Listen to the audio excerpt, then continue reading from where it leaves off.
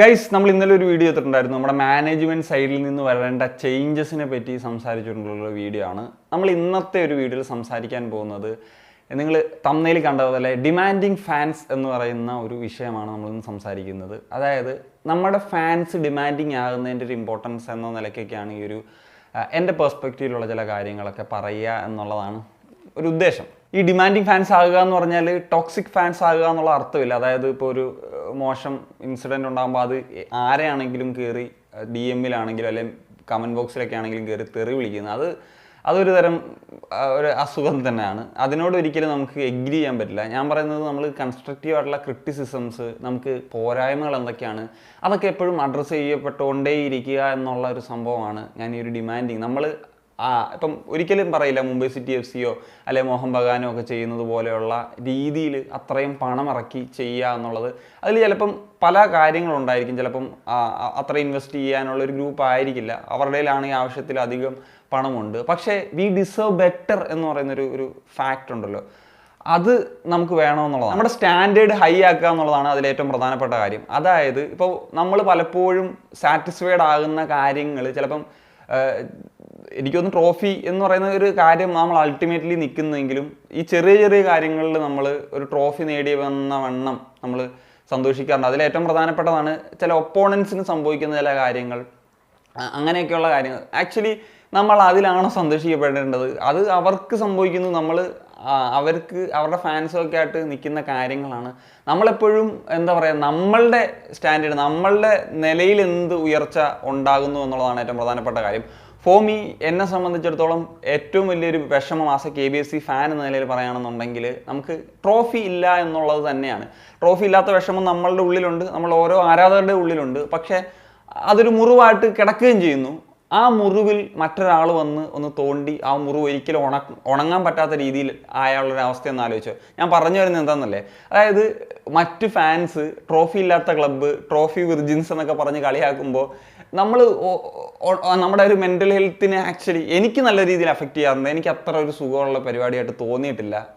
ഒരു as A KBSC fan എന്ന നിലയിൽ മറ്റ് ആരാധകർ ട്രോഫി ഇല്ലാത്ത ക്ലബ്ബ് എന്നൊക്കെ വിളിക്കുമ്പോൾ, അപ്പം അതും പേര് നടക്കാൻ തുടങ്ങിയിട്ടൊരു 10 കൊല്ലമായിരുന്നേ. അപ്പം നമ്മൾ ആ ഒരു ട്രോഫി ഇൻറ്റൻ്റ് എന്നുള്ള നിലയിലേക്ക് വരിക എന്നുള്ളത് വളരെ പ്രധാനപ്പെട്ട. ഇപ്പം നമ്മൾ 3 ഫൈനൽസിലൊക്കെ എത്തിയിട്ടുണ്ട്.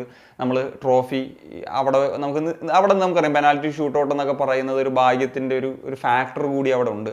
പക്ഷേ നമ്മൾ ഇപ്പോഴും മറ്റ് ടൂർണമെൻറ്റ്സ് എന്തുകൊണ്ട് നമ്മളൊരു സീരിയസ് ആയിട്ട് നോക്കുന്നില്ല? അല്ലെങ്കിൽ നമ്മൾ ഷീൽഡ് റേസ് ഇതെന്നൊക്കെ പറയുന്നത് ഭാഗ്യമല്ല, നമ്മൾ കൺസിസ്റ്റൻ്റ് ആയിട്ട് പെർഫോം ചെയ്യുക എന്നുള്ളൊരു ഫാക്ടറാണല്ലോ അവിടെ ഉള്ളത്. പിന്നെ മറ്റൊരു കാര്യമാണ്, നമ്മുടെ സ്പോർട്ടിംഗ് ഡയറക്ടറായിട്ടുള്ള കരോളിസ് കിൻഗിസ്. ഇപ്പോൾ പുള്ളിയുടെ ഡിസിഷൻസ് എല്ലാം ശരിയാണോ എന്ന് ചോദിച്ചു കഴിഞ്ഞാൽ, പുള്ളി വന്നതിന് ശേഷം ഉറപ്പായിട്ടും ചേഞ്ചസ് ഉണ്ടായിട്ടുണ്ട്. പക്ഷേ SD-യുടെ ചാണക്യ തന്ത്രം എന്നൊക്കെ പറഞ്ഞിട്ട് എന്താ പറയുക, എപ്പോഴും ഇതിലും അതിലെന്തെങ്കിലും തന്ത്രം ഉണ്ടായിരിക്കുമെന്ന് വിശ്വസിക്കുക എന്നുള്ളത് ഇച്ചിരി പാടുള്ള കാര്യമാണ്. ഞാനത് പറയാനുള്ള കാരണം എന്ന് വെച്ച് കഴിഞ്ഞാൽ, പുള്ളിയുടെ ഒരു ഭാഗത്തു നിന്നും ചില ഡിസിഷൻസ് അത് കഴിഞ്ഞ 2 സീസണായിട്ട് ഞാൻ പറയാം വന്നിട്ടുണ്ട്. ഇപ്പം കഴിഞ്ഞ സീസണിൽ പറയുകയാണെന്നുണ്ടെങ്കിൽ ഞാൻ പറഞ്ഞിരുന്നു, നമുക്ക് പല പ്ലേയേഴ്സിനെയും മുന്നോട്ട് കൊണ്ടുപോകാൻ സാധിച്ചില്ല, നമ്മൾ ആ ഒരു അപ്ഗ്രേഡിങ് നടത്തിയില്ല. പിന്നെ ജനുവരിയിൽ പ്രശ്നങ്ങളുണ്ടായിരുന്നു, നമ്മൾ ഇൻവെസ്റ്റ് ചെയ്തില്ല. പിന്നെ സന്ദീപിൻ്റെ ലെസ്കോഡ് ഇഞ്ചുറി വന്നപ്പോൾ അവിടെ പാളി. ഈ സീസണിലേക്ക് വരികയാണെന്നുണ്ടെങ്കിൽ ഞാൻ തന്നെ ഈ ഒരു ചാനലിലൂടെ പറഞ്ഞിട്ടുണ്ട്, നമുക്ക് ഇൻവെസ്റ്റ്മെൻറ്റ്സ് നമുക്ക് ജനുവരി ആകുന്നതിന് മുമ്പേ പറഞ്ഞിട്ടുണ്ട്, നമുക്ക് ആകെ LB ആയിട്ട് നവോച്ചയാണുള്ളത്. നമുക്ക് അറ്റാക്കിംഗ് കോൺട്രിബ്യൂഷൻ നൽകുന്ന ഒരു വിങ്ങറോ അല്ലെങ്കിൽ ഒരു നമ്പർ 9 ഒക്കെ ആയിട്ടുള്ള ഒരു പ്ലെയറെ സൈൻ ചെയ്യണമെന്നുള്ളത്. പക്ഷേ അതൊന്നും ചെയ്തില്ല. അവസാനം ഇഞ്ചറി എല്ലാം കൂടെ വന്ന സമയത്ത് ഒന്നും ഇല്ലാത്ത അവസ്ഥയായിപ്പോയി. പിന്നെ അതിനെ പഴിച്ച് നമുക്ക് എന്താ പറയുക, സീസൺ അങ്ങ് അവസാനിപ്പിക്കുക എന്നുള്ള നിലയിലേക്കാണ് പോയത്. പിന്നെ ഇപ്പോൾ SD-യുടെ കാര്യം എടുക്കും. ഇപ്പം ഫെഡോർ എന്ന് പറയുന്ന പ്ലെയർ വന്ന സമയത്ത് പറഞ്ഞത് പുള്ളിക്ക് ഇതുമായിട്ട് അഡാപ്റ്റ് ആകാൻ സമയമൊക്കെ എടുക്കുക എന്നുള്ളതാണ്. പക്ഷേ സീസൺ അവസാനിച്ചിട്ട് പോലും അത് അഡാപ്റ്റ് ആയിട്ടില്ല. ഒരു കാര്യം ആലോചിക്കുക, പുള്ളി വന്നത് ജനുവരിയിലാണ്, ഒരു ഷോർട്ട് ടേമിലാണ്. നമുക്ക് പെട്ടെന്ന് അഡാപ്റ്റ് ആകണം. നമുക്കൊരു പ്രീ സീസണൊക്കെ ഉണ്ടായിരുന്നെങ്കിൽ, അതായത് സീസണിൻ്റെ ആദ്യം വന്നത് പ്രീ സീസണൊക്കെ ഉണ്ടായതിനെ നമുക്ക് അഡാപ്റ്റ് ചെയ്യാനൊക്കെ സമയം എടുക്കും. പക്ഷേ അതല്ലാണ്ട് പെട്ടെന്ന് വന്ന് എങ്ങനെ ഒരു പ്ലെയർ അഡാപ്റ്റ് ആകും? അദ്ദേഹം ഒരു ഗ്രേറ്റ് പ്ലെയർ തന്നെയാണ്, ലിത്വേനിയയുടെ ക്യാപ്റ്റനാണ്, ഒക്കെ അറിയാം. പക്ഷേ 3 ഗോളും നമുക്ക് വേണ്ടി സ്കോർ ചെയ്തു. എന്നിരുന്നാൽ പോലും നമുക്ക് ആ ഒരു കോൺട്രിബ്യൂഷൻ എന്നുള്ള ലെവലിലേക്ക് വരുമ്പോൾ അദ്ദേഹത്തിൻ്റെ ഫിറ്റ്നസ്, ഈ പറഞ്ഞ പോലെ അഡാപ്റ്റിംഗ് സംഭവം ഒക്കെ ഒരു പ്രശ്നമായില്ലേ? അതുപോലെ തന്നെ ജസ്റ്റിനെ തിരിച്ചു കൊണ്ടുവരിക എന്ന് പറഞ്ഞൊരു തീരുമാനം ഒന്ന് ആലോചിച്ച് നോക്കുക. അദ്ദേഹം I-ലീഗിൽ കുറേ ഇഞ്ചറി കാരണം കളിച്ചിട്ടില്ല, അങ്ങനെ ഒരു ഹൈ പെർഫോമൻസ് എന്ന നിലയിൽ പേരും എടുത്തിട്ടില്ല. ആ ഒരു സമയത്താണ് നമുക്ക് ഒരു ഇമ്പോർട്ടൻ്റ് ആയിട്ടുള്ളൊരു സമയത്ത് ഒരു പകരക്കാരൻ എന്ന റോളിൽ നമ്മൾ ജസ്റ്റിനെ കൊണ്ടുവരുന്നത്. പിന്നീട് അദ്ദേഹത്തിന് ഇഞ്ചുറി ആയിപ്പോയി. അങ്ങനെ ഒരു ഹൈ പെർഫോമൻസ് ഒന്നും വന്നിട്ടില്ല, ഒരു ഡീസൻറ്റ് പെർഫോമൻസ് തന്നെയാണ് നമുക്ക് കോൺട്രിബ്യൂട്ട് ചെയ്തിട്ടുള്ളത്. സോ ഇതൊക്കെ ഏത് രീതിയിലുള്ള ചാണക്യതന്ത്രമായിട്ടാണ് നമുക്ക് വിശേഷിപ്പിക്കേണ്ടത് എന്നുള്ളതാണ്. നിങ്ങൾ ഒരു കാര്യം എടുത്ത് നോക്കുക, ലോകത്തിലെ ഏറ്റവും വലിയ ഒരു സക്സസ്ഫുൾ ക്ലബ്സ്, ഇപ്പം നമുക്ക് ബയേണോ അല്ലെങ്കിൽ റയൽ മാഡ്രിഡ് ആരെടുത്താൽ പോലും അവരുടെ ഫാൻസൊക്കെ നിങ്ങൾ നോക്കിക്കഴിഞ്ഞാൽ വളരെ ഡിമാൻഡിങ് ആയിട്ടുള്ള ഫാൻസ് ആണ് എന്നുള്ളത്.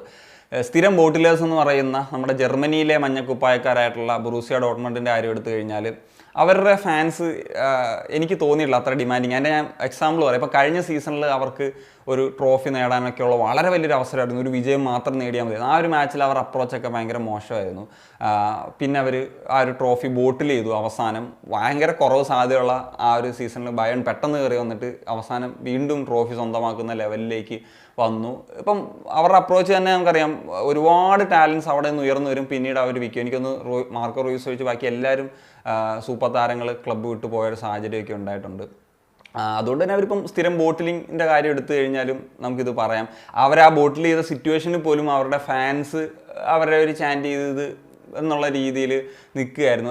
അത് മോശമാണെന്നല്ല പറഞ്ഞത്. അപ്പം കഴിഞ്ഞ സീസണിൽ ഓർമ്മയുണ്ടല്ലോ, നമ്മളിപ്പം പ്ലേ ഫോർ ബാഡ്ജ് എന്ന് പറഞ്ഞിട്ട് സ്റ്റേഡിയത്തിൽ പോയി നിന്ന് നമ്മളത് ചെയ്ത സമയത്ത് അതിനെതിരെയും വിമർശനങ്ങളുണ്ടായിരുന്നു. നമ്മൾ ഒരിക്കലും ഒരു അബ്യൂസിങ് ഇതൊന്നുമല്ല. നമ്മൾ ആ ഒരു മത്സരം, ആ ഒരു പഞ്ചാബിനെതിരെയുള്ള മത്സരം കണ്ടിട്ട് അത്രത്തോളം ഫ്രസ്ട്രേഷൻ ആരാധകർക്ക് ഉണ്ടായിട്ടുണ്ട്. ആ ഒരു സാഹചര്യത്തിലാണ് പ്ലേ ഫോർ ബാഡ്ജ് എന്ന് പറഞ്ഞ് മത്സരശേഷം ആ ഒരു ചാൻറ്റിങ് ചെയ്തത്. സോഡ വിൽക്കുകയോ അല്ലെങ്കിൽ ചിപ്സ് വിൽക്കുകയോ ഒന്നും ചെയ്യുന്നതൊന്നും ഒരു പ്രശ്നമല്ല. അതൊക്കെ പലരും കളിയാക്കാറുണ്ട്. അതൊക്കെ വിറ്റോട്ടെ, എന്നിട്ട് അതിൽ നിന്ന് കിട്ടുന്ന ഏണിങ്സ് നമ്മുടെ ക്ലബിലൊന്ന് ഇൻവെസ്റ്റ് ചെയ്യും. ഉറപ്പായിട്ടും ഈ ഒരു ട്രോഫി എന്ന് പറയുന്നൊരു കാര്യം കാണാനായിട്ട് ഓരോ ആരാധകനും വർഷങ്ങളായിട്ട് കാത്തിരിക്കുന്നുണ്ട്. ഇപ്പം സ്റ്റേഡിയത്തിൽ പോയി മത്സരം കാണുന്ന ഒരു ആരാധകൻ മത്സരം കഴിഞ്ഞ് ഒരു നിരാശയോടുകൂടി തിരിച്ച് ട്രാവൽ ചെയ്യുന്നത് അത്ര നല്ലൊരു അവസ്ഥയല്ല. അതുപോലെ തന്നെ ടി വിയിൽ കാണുന്ന കൊച്ചു കുട്ടികളൊക്കെ അടക്കം അവരൊക്കെ നമ്മൾ പലപ്പോഴും കണ്ടിട്ടുണ്ട് മത്സരം ഒക്കെ തോക്കുന്ന സമയത്ത് വളരെ വിഷമിച്ച് കരയുന്ന അത്രത്തോളം ലക്ഷക്കണക്കിന് ആരാധകരുള്ള ഒരു ക്ലബ്ബാണ്. സോ